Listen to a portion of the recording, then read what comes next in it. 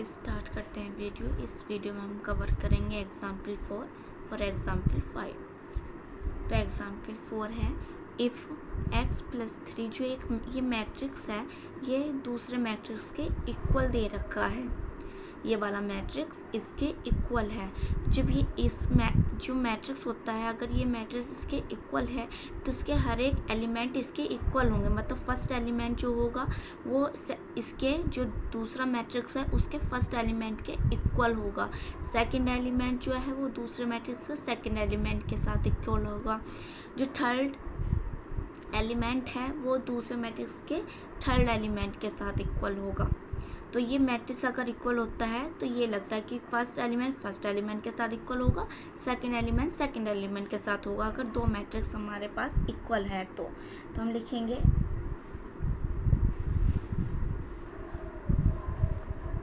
या सॉल्यूशन करेंगे। As the given matrix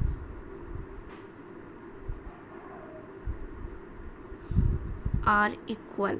हमारे पास जो ये मैट्रिक्स हैं वे इक्वल है। ठीक है, तो हम क्या कह सकते हैं, देयरफॉर देयर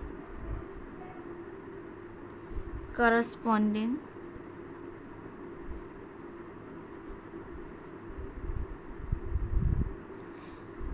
एलिमेंट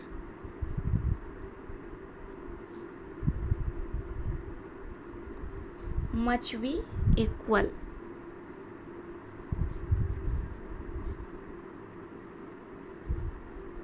क्या होंगे, जो करस्पॉन्डिंग एलिमेंट होंगे वे भी क्या होंगे, इक्वल होंगे। तो हम क्या कर सकते हैं, कंपेयरिंग करेंगे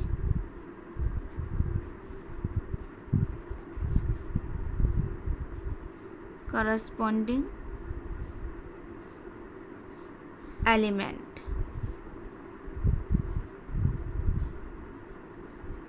ठीक है, as the given matrix are equal, therefore their corresponding element must be equal, comparing corresponding element. ठीक है, हमने ये लिखा है। अब x+3 जो होगा वह इक्वल होगा 0 के, क्योंकि जो एक मैट्रिक्स है ये इस मैट्रिक्स के इक्वल है। तो जो इसका फर्स्ट एलिमेंट होगा इसके फर्स्ट एलिमेंट के साथ क्या होगा, इक्वल होगा। तो हम ये लिखेंगे। तो हमारे पास x+3 इक्वल है यहाँ 0 के। तो यहाँ से x की वैल्यू फाइंड हो जाएगी। तो इधर प्लस में है, इधर क्या जाएगा, माइनस में। तो x की वैल्यू क्या आ गई, -3 आ गई। ठीक है, अब z+4 जो होगा वो किसके इक्वल होगा, ये सेकेंड एलिमेंट है तो ये भी सेकेंड एलिमेंट के इक्वल होगा। तो हम लिखेंगे यहाँ z+4 इक्वल 6। ठीक, अब ये प्लस में है तो इधर माइनस में जाएगा 4। अब 6 में से जो 4 सब्ट्रैक्ट होंगे तो हमारे पास आएगा 2। तो ये z की वैल्यू निकल कर आ गई यहाँ से। ठीक है, अब यहाँ है 2y -7 जो इक्वल होगा वो क्या होगा, 3y -2 के इक्वल होगा, क्योंकि ये थर्ड एलिमेंट है, ये भी थर्ड एलिमेंट है। तो हम लिखेंगे यहाँ 2y -7 इक्वल होगा 3y -2 के। ठीक है, इतनी बात क्लियर है। कहने का ये है कि जो एक मैट्रिक्स होता है वो दूसरे मैट्रिक्स के इक्वल होता है तो उसका हर एक एलिमेंट क्या होगा, उसके दूसरे एलिमेंट के साथ इक्वल होगा। जैसे ये फर्स्ट है तो ये फर्स्ट के साथ इक्वल होगा, सेकंड है तो सेकंड के साथ इक्वल होगा। तो यहाँ हम वैल्यू फाइंड करेंगे। ये 3 है इधर प्लस में, तो इधर क्या आएगा, माइनस में आएगा। माइनस के 2 एज इट इज़ रखे। अब ये 7 माइनस में है तो इधर क्या आएगा, प्लस में आएगा। तो यहाँ क्या आएगा, 3y में से जब 2y सब्ट्रैक्ट होगा तो माइनस के y इक्वल। अब 7 में से 2 सब्ट्रैक्ट होगा तो क्या आएगा, 5 आएगा। तो क्या है, -5। ठीक है, इतनी बात क्लियर हुई।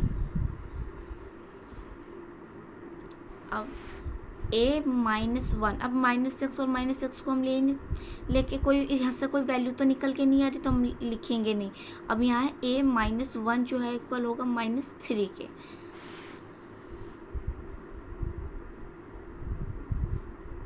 -3 के। अब ये इधर माइनस में है, a-1 इक्वल होगा -3 के, ये गिवन है। तो इधर ये माइनस में है तो इधर क्या आ जाएगा, प्लस में आएगा इधर। अब क्या आएगी यहाँ से वैल्यू निकल के, -2। ठीक है। अब यहाँ हमारे पास v की वैल्यू है b-3 जो इक्वल है 2v + 4 के। तो यहाँ हम करेंगे इधर सॉल्व। ये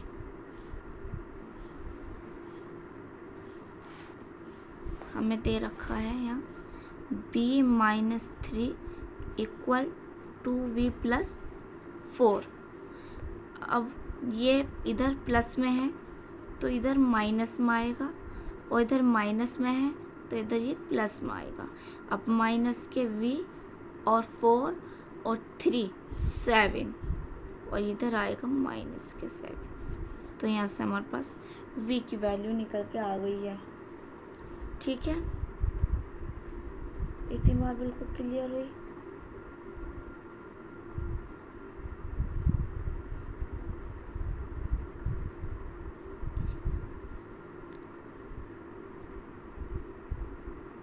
अब यहाँ आते हैं।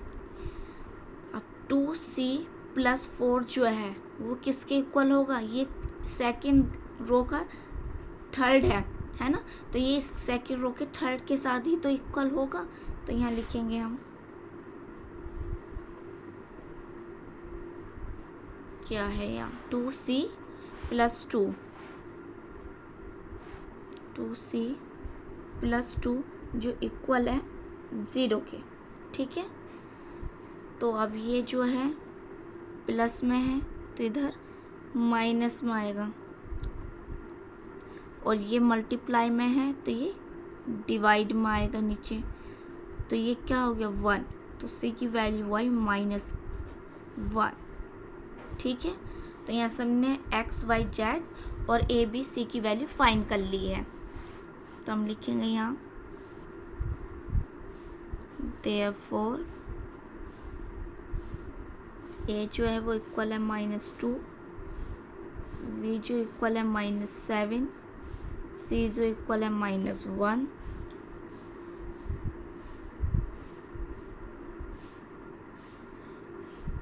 x जो इक्वल है -3, y जो इक्वल है -5 एंड z जो इक्वल है वो 2 के इक्वल है। ठीक है। तो यहाँ से हमें ये वैल्यू फाइंड करनी थी। एग्जाम्पल ये 4 है। अब एग्जाम्पल 5 करते हैं।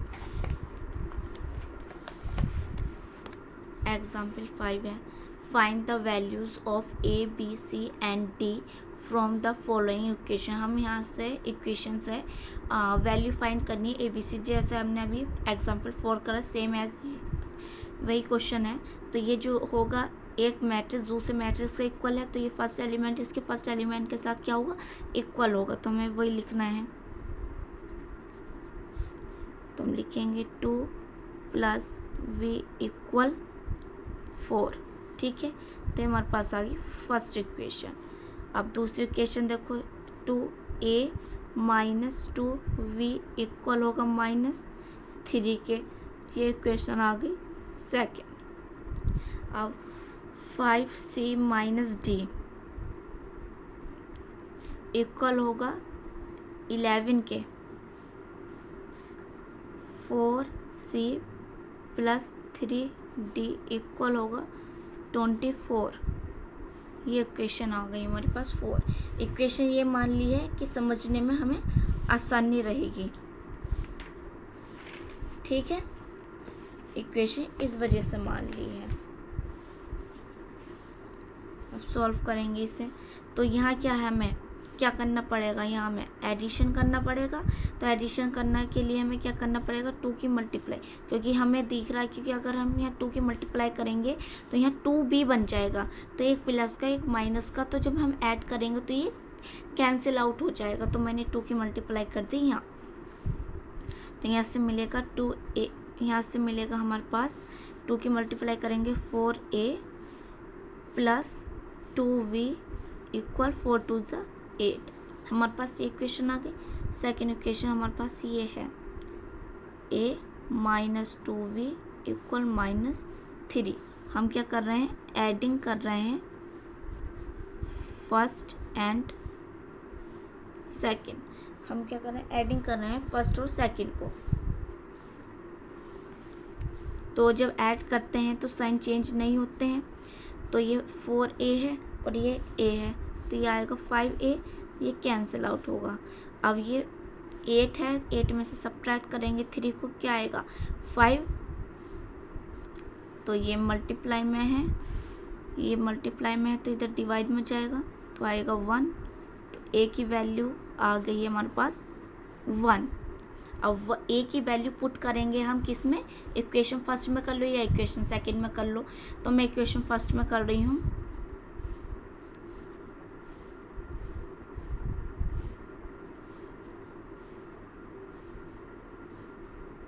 Equation first, putting a equal 1 in equation first. तो a की वैल्यू पुट कर दी मैंने यहाँ 2 + 4 = 4।